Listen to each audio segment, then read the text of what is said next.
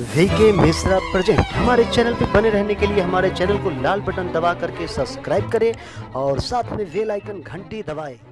जय श्री राधे कृष्ण। आप सभी का हमारे YouTube चैनल पे बहुत बहुत स्वागत है।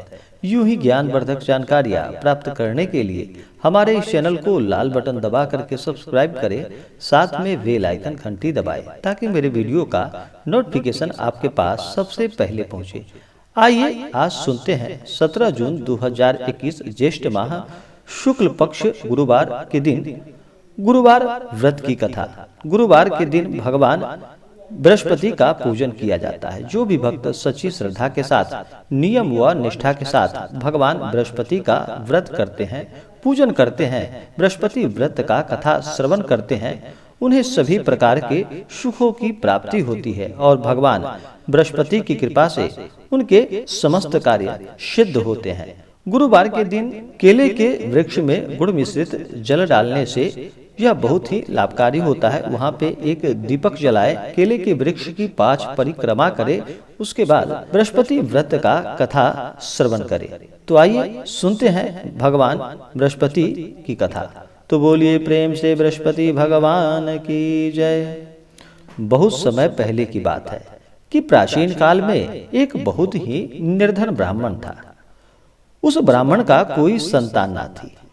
वह नित्य पूजा पाठ करता था और उसकी स्त्री ना तो स्नान करती थी और ना ही किसी देवता का पूजन किया करती थी। इस कारण ब्राह्मण देवता बहुत दुखी रहते थे। अपनी पत्नी को बहुत समझाए किंतु उसका कोई परिणाम ना निकला। भगवान की कृपा से ब्राह्मण के यहाँ एक कन्या का जन्म हुआ। कन्या बड़ी होने लगी। प्रातः स्नान करके वह भगवान विष्णु का जप किया करती थी। बृहस्पति का व्रत करने लगी। पूजा पाठ समाप्त कर पाठशाला जाती तो अपनी मुट्ठी में जौ भरकर ले जाती थी और पाठशाला जाने के मार्ग में वह डालते जाती थी और लौटते समय वही जौ स्वर्ण का हो जाता था और उसको बीन कर वह घर ले आती थी। एक दिन वह बालिका सूप में उन सोने के जौ को फटक कर साफ कर रही थी कि तभी उसकी माँ ने देख लिया और कहा कि बेटी, सोने के जौ को फटकने के लिए सोने का सूप भी तो चाहिए।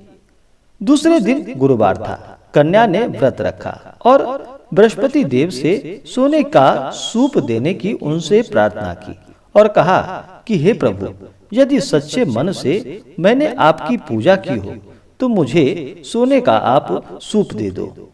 बृहस्पति देव ने उसकी प्रार्थना स्वीकार कर ली। रोजाना की तरह वह कन्या जौ फैलाती हुई पाठशाला चली गई। पाठशाला से लौटकर जब वह जौ बीन रही थी तो बृहस्पति देव की कृपा से उसे सोने का सूप प्राप्त हुआ। उसे वह घर लेकर आ गई और उसने जौ को उसमें साफ करने लगी, परंतु उसकी माँ का वही ढंग रहा। एक दिन की बात है कि कन्या सोने के सूप में जब जौ साफ कर रही थी, उस समय उस नगर का राजकुमार वहां से गुजर रहा था। कन्या के रूप और कार्य को देखकर वह उस पर मोहित हो गया। राजमहल आकर वह भोजन तथा जल त्याग कर उदास होकर लेट गया। राजा को जब राजकुमार द्वारा अन्न और जल त्यागने का समाचार प्राप्त हुआ तो उसने अपने मंत्रियों के साथ वह अपने पुत्र के पास गया और पूछा कि हे बेटा, तुम्हें किस बात का कष्ट है? किसी ने तुम्हारा अपमान किया है अथवा कोई और कारण है? मुझे बताओ, मैं वही कार्य करूंगा जिससे तुम्हें प्रसन्नता की प्राप्ति हो। अपने पिता की बातों को सुनकर राजकुमार बोला कि हे पिताश्री, मुझे किसी बात का कोई दुख नहीं है। किसी ने मेरा अपमान भी नहीं किया है, परंतु मैं उस लड़की के साथ विवाह करना चाहता हूँ जो लड़की सोने के सूप में जौ को साफ कर रही थी। राजकुमार ने राजा को उस लड़की के घर का पता भी बता दिया। मंत्री उस लड़की के घर गया। मंत्री ने ब्राह्मण के समक्ष राजा की ओर से निवेदन किया। कुछ ही दिनों के बाद ब्राह्मण की कन्या का विवाह उस राजकुमार के साथ संपन्न हो गया।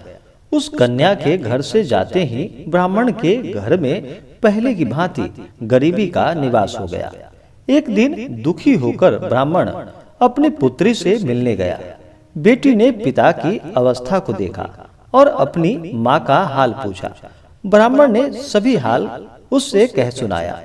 कन्या ने बहुत सा धन देकर अपने पिता को वहां से विदा कर दिया, लेकिन कुछ दिनों के बाद फिर वही हाल हो गई। ब्राह्मण फिर अपनी कन्या के यहाँ गया और सभी हाल कहा तो पुत्री बोली कि हे पिताजी, आप माता जी को यहाँ लेकर आ जाओ, मैं उन्हें यह विधि बता दूंगी जिससे कि गरीबी दूर हो जाए। ब्राह्मण देवता अपनी स्त्री को साथ लेकर अपनी पुत्री के पास राजमहल पहुँचे तो पुत्री अपनी माता को समझाने लगी कि हे माँ, तुम प्रातः काल स्नान आदि करके भगवान विष्णु का पूजन करो और बृहस्पतिवार का व्रत करो तो सब दरिद्रता दूर हो जाएगी। परंतु उसकी माँ ने उसकी एक भी बात नहीं सुनी। वह प्रातः काल उठकर अपनी पुत्री की बच्चों के जूठन को खा लिया करते थे। एक दिन उसकी पुत्री को बहुत गुस्सा आ गया।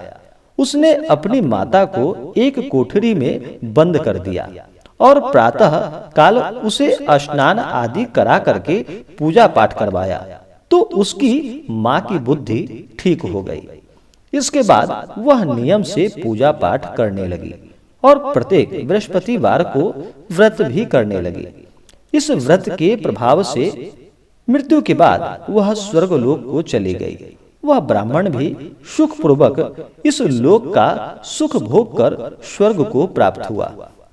बृहस्पति देव सभी कामनाएं पूर्ण करते हैं जो सद्भावना पूर्वक बृहस्पतिवार का व्रत करता है एवं कथा पढ़ता है या सुनता है और दूसरों को सुनाता है। भगवान बृहस्पति देव उसकी सभी मनोकामनाओं को पूर्ण करते हैं और उनकी सदैव रक्षा करते हैं।